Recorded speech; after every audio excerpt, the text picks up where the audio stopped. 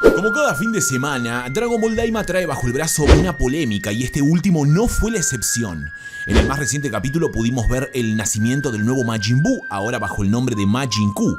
La primera orden que este recibió por parte de Arinzu fue ir a enfrentar y derrotar al Tamagami número 1 para, luego de eso, apropiarse de la esfera del dragón.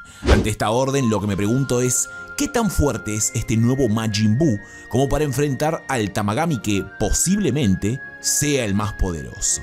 Ahora te lo cuento.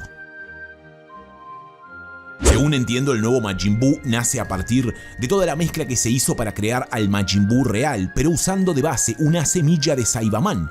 Esto es porque estas criaturas son dóciles y obedientes. No obstante, Majin Q es ligeramente distinto al Kid Buu que conocimos en Dragon Ball Z, y aquí vamos con el tema del poder. El Kid Buu que nosotros conocimos en Dragon Ball Z era tan poderoso, incluso al nivel de un Super Saiyajin 3, debido a que, además de su poder base, dentro suyo poseía la fuerza del Supremo Kaiosama más fuerte y del Sagrado Kaiosama. Luego de expulsar al Buu gordo, si bien este se llevó parte de su poder, Kid Buu se quedó con todo el ki divino del Sagrado Kaiosama, esto dicho por él mismo en la saga de Moro en Dragon Ball Super. A este ki divino hay que sumarle el ki divino del Supremo Kaiosama más poderoso. No obstante, cuando Majin Buu fue creado por Marva y causó desastres en el reino de los demonios, la fuerza base de este era muy inferior, y es esta fuerza base la que posiblemente tendrá Majin Q.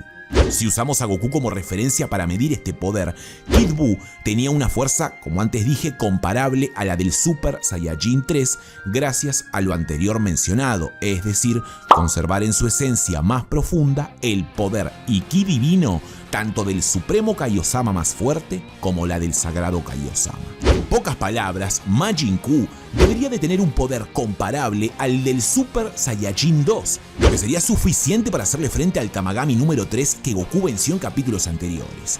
Sé que algunos dirán, pero en la mezcla está la esencia de Majin Buu. Y sí, es verdad, pero una gota de esencia no significa que todo el poder que Kid Buu había almacenado y asimilado al 100% esté ahí. Hay que dejar en claro algo importante que mencioné en otros videos.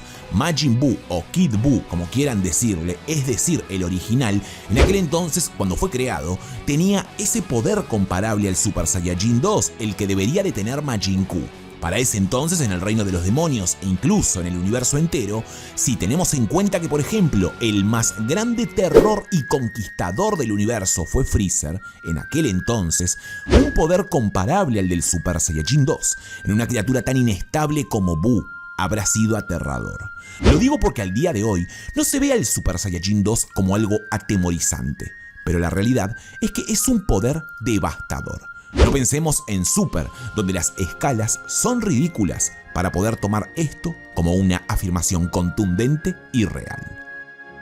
En fin, al menos a mi parecer, Majin Q no podrá derrotar al Tamagami número 1, pero habrá que esperar a ver el capítulo para saber qué terminará pasando. Tal vez todo este análisis no tenga ningún sentido y el Majin Q termine teniendo un poder descomunal muy por encima de lo que aquí hablamos, cosa que dudo.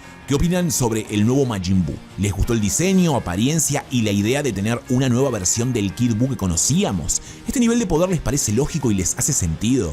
Antes de responder, recuerden dejar su pulgar arriba y suscribirse para que este canal pueda crecer poco a poco. Gracias por ver.